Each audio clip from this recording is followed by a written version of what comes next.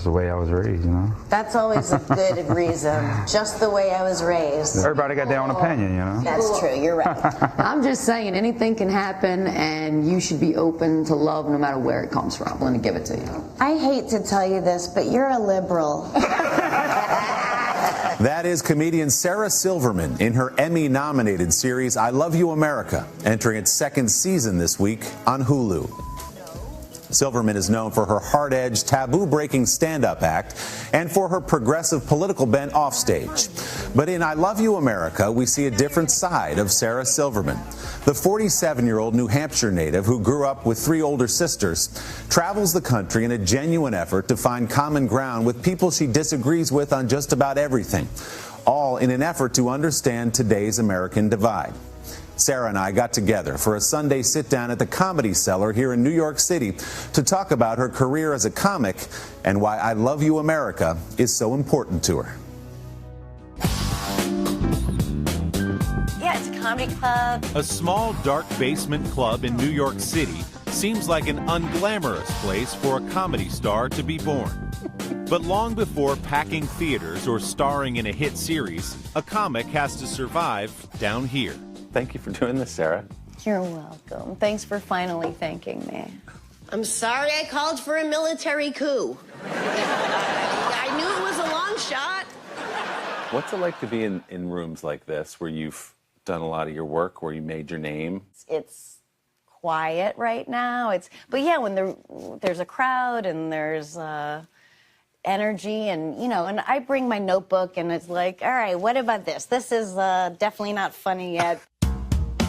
For nearly 3 decades, Sarah Silverman has been pushing the boundaries of humor with her signature brand of smart, crass, I can't believe she just said that comedy. I shook her hook. Strippers should be role models for little girls.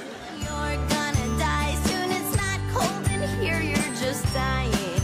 Am I sitting on your phone? No, you're good. Oh. Okay, I want to go back to the beginning of your stand-up career, which you say was like 3rd grade. It never occurred to me that I wouldn't be a comedian. I don't know why. I saw like Steve Martin on Saturday Night Live and I was like, yeah, really? Joan Rivers. I don't know. I was, you know, I was the class clown. I was the funny one in my family, although my family says I'm the least funny one in my family. My dad taught me swears when I was 3. He was like that dad that thought it was hilarious. But I do remember saying swears and getting this intense reaction from grown-ups.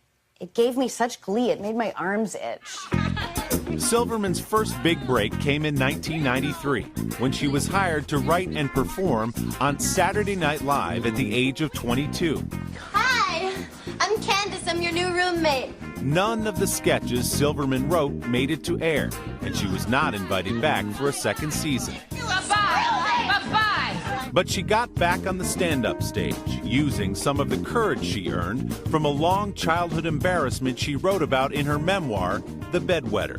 You know, I always say, like, because I was a chronic bedwetter, and I, you know, well into my teens, so I had already gone through so much intense humiliation by the time I became a comedian that it was much less daunting than I think for the average bear. So when you're on these stages as a 20-something-year-old, what are you dreaming of? What did you imagine your career looking like? You're supposed to want to get a sitcom, you know, Right. you don't just stay a comedian. You're being a comedian to get to something. But I always just loved being a comedian. Mommy is one of the chosen people, and Daddy believes that Jesus is magic. So some of my favorite Sarah Silverman jokes come from Jesus is Magic. How big a deal was that, your first special, in terms of a breakthrough for you? It was huge. Everything was kind of this arrogant, ignorant character. And I said more like the opposite of what I believed. I want to be the first comic ever to on Martin Luther King. People only talk about the good things. In 2007, Comedy Central greenlit the Sarah Silverman program, God, I love this show so much. making Sarah the only woman at the time with a weekly series on the network. Did black people have the Holocaust? No, but we did have 400 years of slavery. Oh, Do you look back at your stand-up specials, for example, from 10 years ago And or cringe, 20 years yes. ago? Do you really? Of course. You do? I mean, there's stuff from my first special, from my first series, which I love in lots of ways. There's stuff in it that makes me totally cringe. And I think that you're not progressing as a comic or as a human if you're not looking back and cringing at your old stuff. That's what growth is.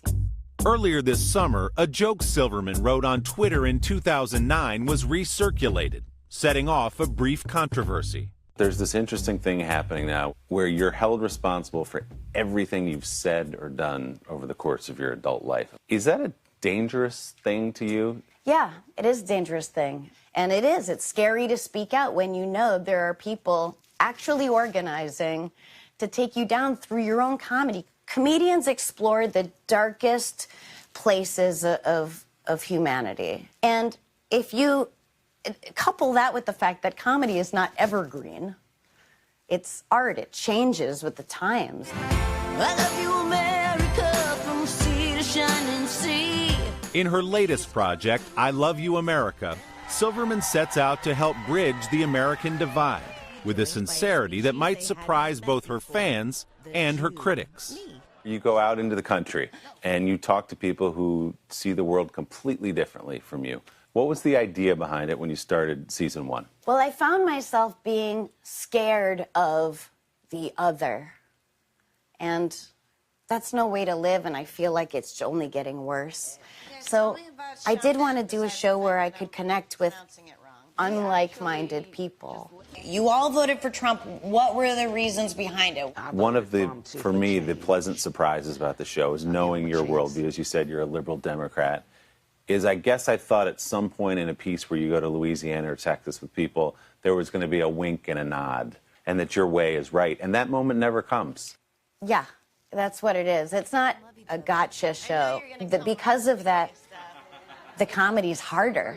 It's harder to, Right. But I like that. I'm a veteran. I want a challenge. I like that it's harder to mine comedy in vulnerability and earnestness, you know? Well, you do that, and I'll use the example of Texas with the firefighters, Do you guys all own guns?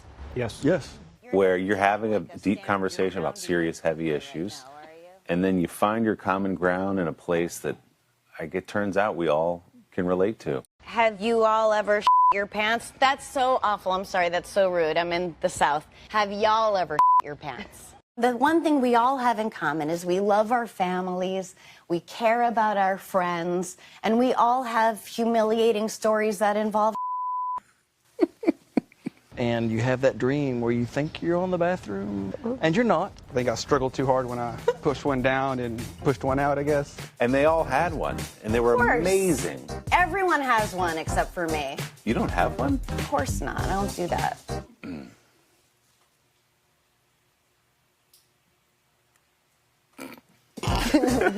Good hold. I really don't. Good hold.